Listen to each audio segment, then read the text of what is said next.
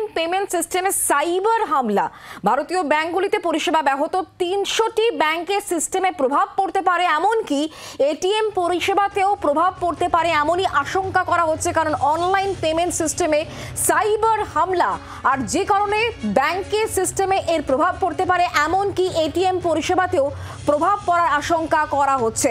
৩০০টি ব্যাংকের সিস্টেমে প্রভাব পড়তে পারে কারণ অনলাইন পেমেন্ট সিস্টেমে সাইবার হামলা হয়েছে, আর যার কারণে ব্যাংকের পরিষেবা যেমন ব্যাহত হচ্ছে, তার পাশাপাশি এর প্রভাব পড়তে পারে এটিএম এর পরিষেবাতে, এমনই খবর পাওয়া যাচ্ছে।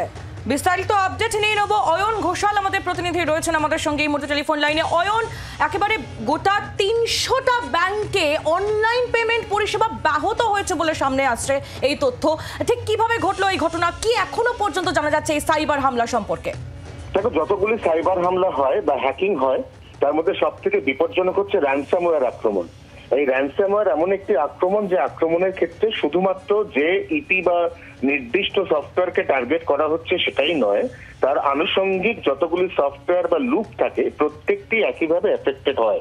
এবং বিগত প্রায় ৪৮ ঘন্টা ধরে একাধিক এ ধরনের র্যানসামওয়্যার আক্রমণ হয়েছে এবং যার সরাসরি প্রভাব পড়েছে এই ভারতবর্ষের গ্রামাঞ্চলে থাকা একাধিক রাষ্ট্রায়ত্ত ব্যাংকের প্রচুর শাখায়। বিশেষ করে গ্রামাঞ্চলে সমবায় ব্যাংকের যে শাখাগুলো রয়েছে, যেগুলো অপেক্ষাকৃত ছোট শাখা এবং সেগুলো সিএজ টেকনোলজি ব্যবহার করে, সেই টেকনোলজি ব্যবহারকারীদের এই যে র্যানসামওয়্যার যে আক্রমণ, তাদের সব থেকে বেশি ক্ষতি হয়েছে।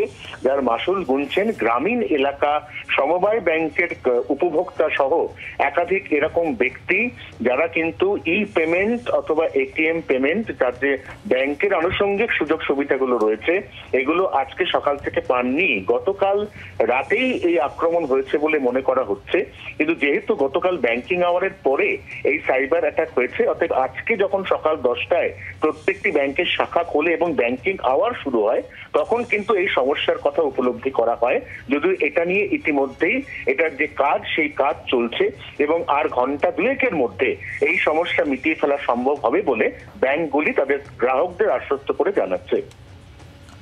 অয়ন, ধন্যবাদ। অয়ন ঘোষাল আমাদের প্রতিনিধি ছিলেন আমাদের সঙ্গে। অনলাইন পেমেন্ট সিস্টেমে সাইবার হামলা, ভারতীয় ব্যাংকগুলিতে পরিষেবা ব্যাহত, ৩০০টি ব্যাংকের সিস্টেমে প্রভাব পড়তে পারে এমনই আশঙ্কা করা হচ্ছে। এবং শুধু তাই নয়, এটিএম পরিষেবাতেও প্রভাব পড়ার আশঙ্কা, যদিও এর কাজ শুরু হয়েছে ইতিমধ্যেই এবং ঘন্টা দুয়েকের মধ্যে সমস্ত পরিষেবা স্বাভাবিক হবে বলেই ব্যাংকের তরফ থেকে জানা যাচ্ছে। বাংলার আওয়াজ, বাঙালির আবেগ, জি ২৪ ঘন্টা।